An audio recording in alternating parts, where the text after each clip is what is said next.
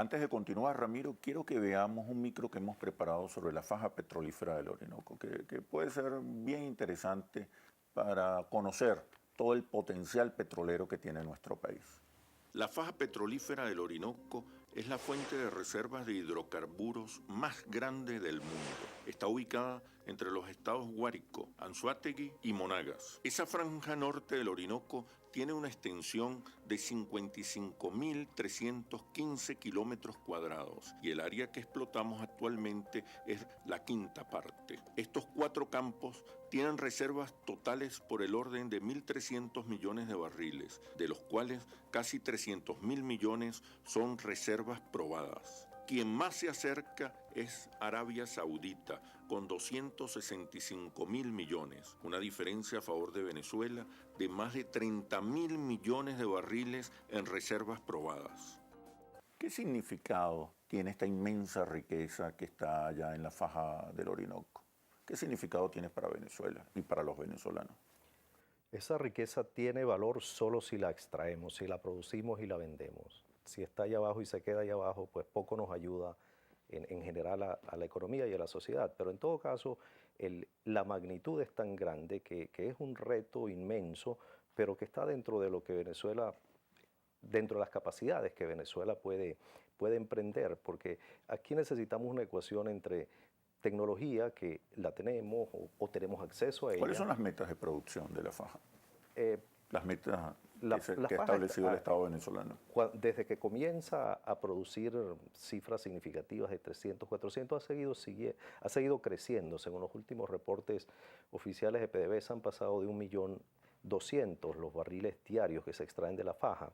Y todo eso se lleva a los mejoradores de Anzoátegui, y allí hemos podido resolver el problema de mejorar un crudo que, aunque es extrapesado y necesita un proceso, ha estado dentro de las capacidades de Venezuela de resolverlo. Existen las tecnologías para procesar esos crudos. De manera que las restricciones tienen que ver más con restricciones de gerencia y de restricciones financieras, es decir, poner a los actores apropiados con el financiamiento apropiado. ¿Puede Venezuela asumir esos compromisos para financiar ciertamente las exigencias de explotar la faja? Sí, creo que hay suficiente evidencia. ¿O hay un modelo de negocio que es necesario? Ya hemos probado varios desde 1998, pero ya tenemos experiencia en las licitaciones, en la participación masiva, en el interés muy variado de empresas de muchas procedencias, y tenemos, yo creo que el conocimiento suficiente como para saber qué se necesita. Digamos que estamos ahorita en una especie de encrucijada, porque la producción que has podido llegar en la faja tiene un cuello de botella que son los mejoradores. Entonces ahora, para producir más, necesitamos invertir más en mejoradores. Entonces, Ramiro, estamos produciendo en la faja del Orinoco 1.200.000 barriles diarios, y la meta es sacar 3 millones de barriles diarios solo en la faja del Orinoco. Eso exige sacar esa inmensa riqueza exige también cuantiosas inversiones. ¿Cuál es el modelo de negocio que está operando hoy en la faja, que permite explotar la faja del Orinoco y plantearnos una meta tan ambiciosa? Bueno, la meta no luce tan ambiciosa cuando la comparamos en términos relativos con lo que puede ser y con lo que Venezuela le convendría tener, pero en todo caso es ambiciosa desde el punto de vista de derrumbar las restricciones, las barreras que tienes para seguir aumentando producción. Una tiene que ver con restricciones financieras, la inversión, pero eso el mundo petrolero lo ha inventado desde hace mucho tiempo. Hay muchas fórmulas para levantar el capital. ¿Necesitamos inversión extranjera? No, definitivamente. Okay. ¿Cómo está ocurriendo? Y en volúmenes cuantiosos que nunca hemos tenido. De manera que esto exige una estructuración mucho más organizada, mucho más elaborada, mucho más estructurada. ¿Y eso se está haciendo? Y en eso avanzamos algo el año pasado con el viraje que dio PDVSA hacia sentarse con sus socios, que son las empresas mixtas de la faja, con sus socios internacionales, para agenciar préstamos y financiamientos de proyectos, etc. Eso no es un problema difícil de resolver en el mundo de hoy si tienes las otras condiciones en sitio. Las otras condiciones tienen que ver con condiciones técnico-operativas, es decir, las facilidades para que las empresas hagan lo que tienen que hacer sin mayores restricciones, tengan acceso a traer equipos, tecnología, etcétera, personal del cual requiere mucho personal especializado, de manera que soltar unas amarras que hay para poder brincar a ese otro nivel de producción. ¿Qué debe hacer el Estado venezolano? ¿Qué medidas se deben de Creo tomar? creo que eso, hay algunos, la lista de los nudos que detienen eso es bastante corta y conocida. Una de ellas tiene que ver con el arreglo cambiario que le debes permitir tanto a PDVSA como a los socios comerciales. Lo otro tiene que ver con acuerdos más operativos, facilitar el agenciamiento de importaciones, de componentes. La producción de la faja ha podido crecer porque teníamos una capacidad instalada en José y teníamos producción de otros crudos que permitían mejorar estos extrapesados de la faja para hacerlos comercializables en el mercado internacional. Pero estamos llegando a un nivel de saturación en esa capacidad de José de atender. De manera que si queremos crecer más necesitamos mejoradores. Mejoradores significa no solamente montar un mejorador, sino crear toda la infraestructura en la periferia, el mejorador que tiene que ver con condiciones de vida para la gente que vaya a trabajar allí, etc. Es un proyecto fabuloso desde el punto de vista de lo que exige, no solamente por su magnitud, sino lo que exige para como reto al profesional venezolano en todos los campos. ¿Qué impacto va a tener la explotación de la faja del Orinoco? Bueno, en el caso de concretarse, crearía un polo nuevo de atracción de demanda, de consumo, de infraestructura. Eso no es una experiencia inédita. Guyana en alguna medida fue una experiencia parecida, pero de manera que no es difícil imaginarse cómo replicarla. Pero ciertamente para soñar necesitamos desatar esos nudos que son más de carpintería. Afortunadamente no son nudos de mayor complejidad, salvo aquello que alguien pueda pensar que es estratégico. Es decir, incrementar la producción en esa magnitud significa restablecer nuestra relación con la OPEP o reconsiderarla.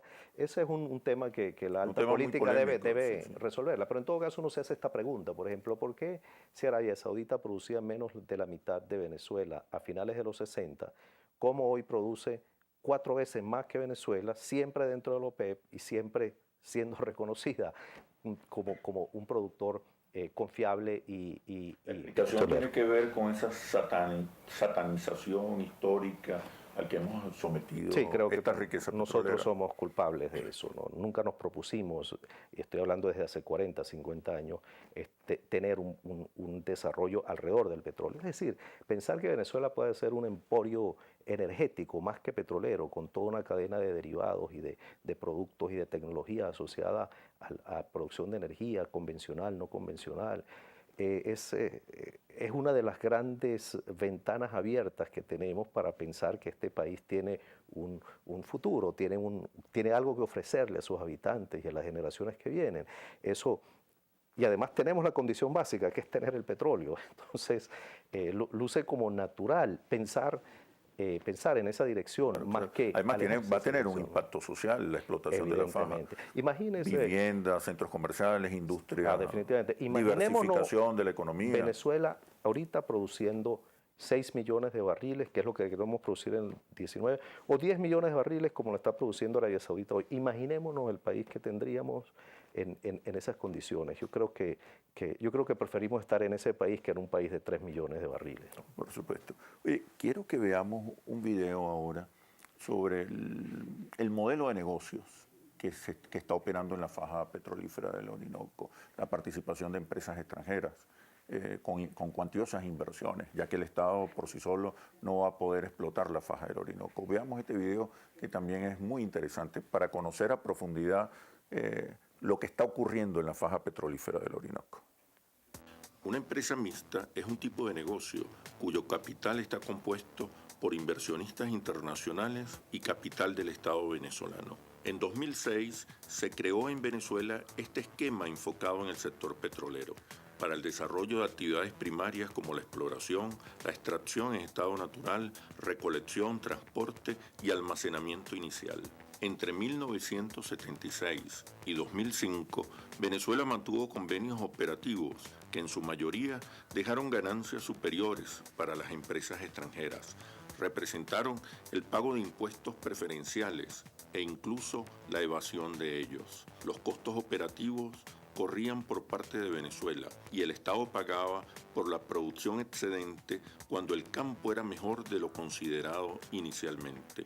Ejerciendo la plena soberanía petrolera, se inició un proceso de cambio hacia las llamadas empresas mixtas, donde la estatal nacional obtendría una participación no menor del 60% y recibiría regalías por el 30% de las ganancias. Las empresas mixtas tienen una operatividad máxima de 20 años, siendo potestad del Estado la extensión de los lapsos. Luego de la nacionalización de la faja petrolífera del Orinoco en el 2007, 11 de las 13 empresas extranjeras que operaban en la zona firmaron acuerdos con Venezuela aceptando el cambio. Las dos restantes elevaron la disputa a tribunales internacionales. Ellas son ConocoPhillips y ExxonMobil. Mientras tanto, el Estado desarrolla el 100% de las operaciones de ambas. Actualmente, grandes empresas mixtas desarrollan sus actividades en la región. La francesa Total, la noruega Statoil, la estadounidense Chevron y la china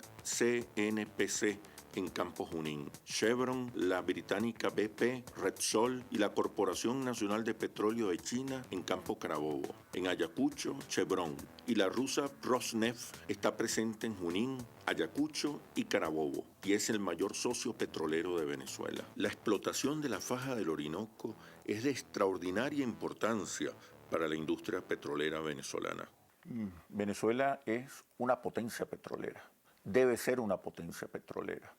¿Qué necesitamos? ¿Qué decisiones debemos tomar para convertirnos realmente en una potencia petrolera que impulse la diversificación de la economía y traiga mayor bienestar y calidad de vida a los venezolanos? La respuesta cuando regresemos de los comerciales.